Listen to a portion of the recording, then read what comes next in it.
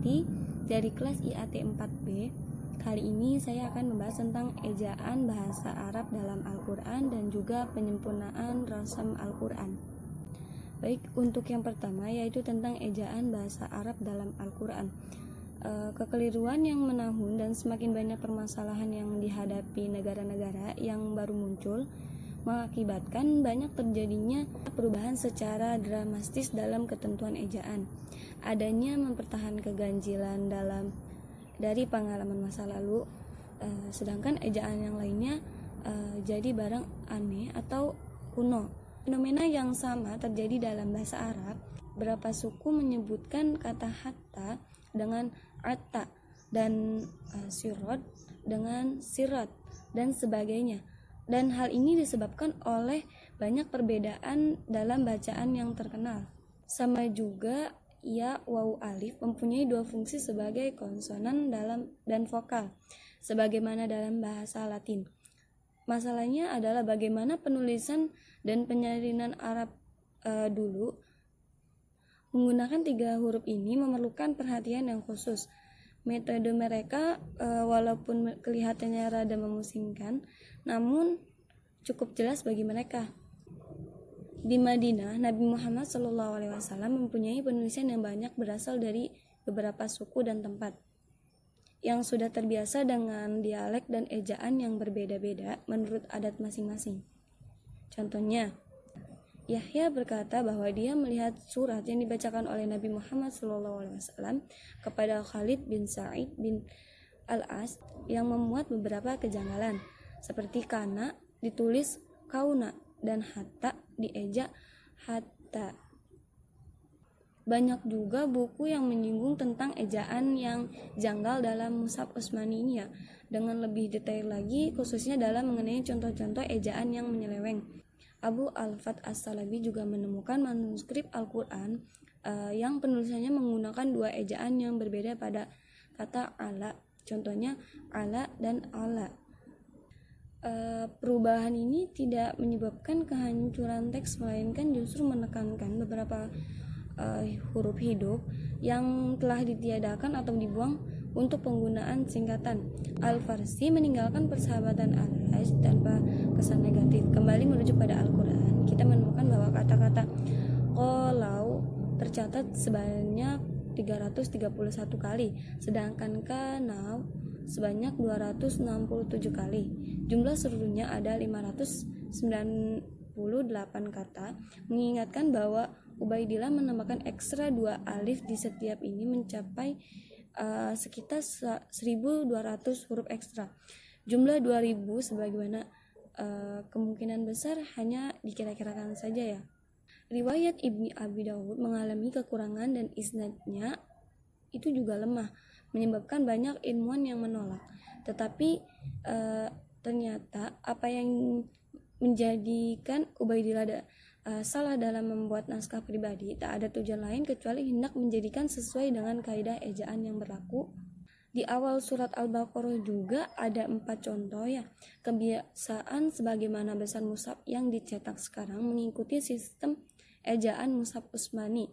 Kata Malik contohnya ditulis Malik mengikuti ejaan ortografi Utsmani, walaupun alif kecil diletakkan pada mim untuk menjelaskan penyebutan bagi pembacaan zaman sekarang. Sama juga dengan beberapa ayat yang masih mengeja qola dengan qul, menunjukkan bahwa kependekan ini adalah berlaku pada zaman Utsman dan dia juga mengizinkan untuk memasukkan kedua-duanya. Terbitan modern dengan mendasarkan naskahnya kepada ortografi Mushaf Utsmani yang resmi telah menyediakan rujukan yang banyak tentang ketentuan ejaan yang berlaku pada zaman awal Islam abad pertama Hijrah ini ya. Ini merupakan pilihan terbaik bagi semua penerbitan di mana mereka memberikan manfaat untuk menjadi media masa cetak dan merupakan sifat pendidikan modern yang telah diberi ukuran serupa ya. Bagaimana keinginan untuk menyimpang dari ejaan Mushaf Utsmani bukan hal baru lagi. Imam Malik telah dihukum 12 abad yang lalu karena fatwanya tentang apakah seseorang boleh menulis mushaf dengan menggunakan kaidah ejaan yang digunakan akhir-akhir ini. Dia menolak pendapat itu dan hanya menyetujuinya untuk anak sekolah saja. Di lain juga ada Ad-Dani yang menyatakan bahwa semua ilmuwan dari sejak zaman Malik sampai zamannya sepakat dengan keyakinan yang sama.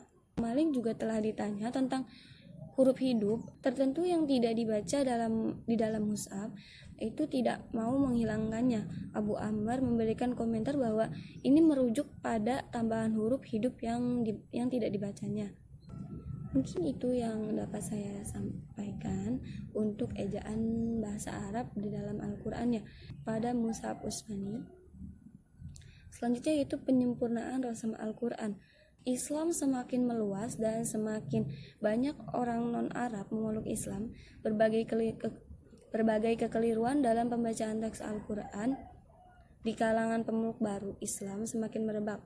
Akhirnya penguasa politik Islam mengambil keputusan untuk melakukan penyempurnaan terhadap rasam Al-Quran, dan langkah aktual penyempurnaannya dikabarkan telah dilakukan oleh sejumlah ahli bahasa.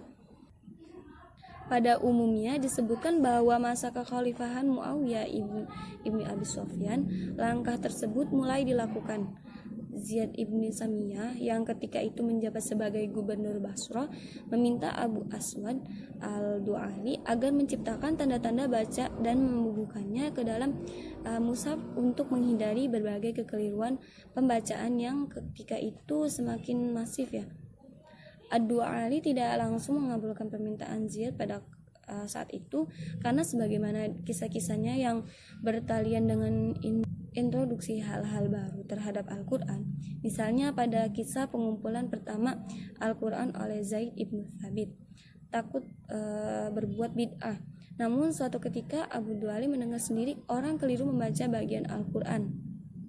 Kekeliruan pembacaan dalam ayat itu terletak pada vokalisasi kata Rasuluhu menjadi Rasulihi yang mengakibatkan perubahan makna substansial terhadap bagian Al-Quran.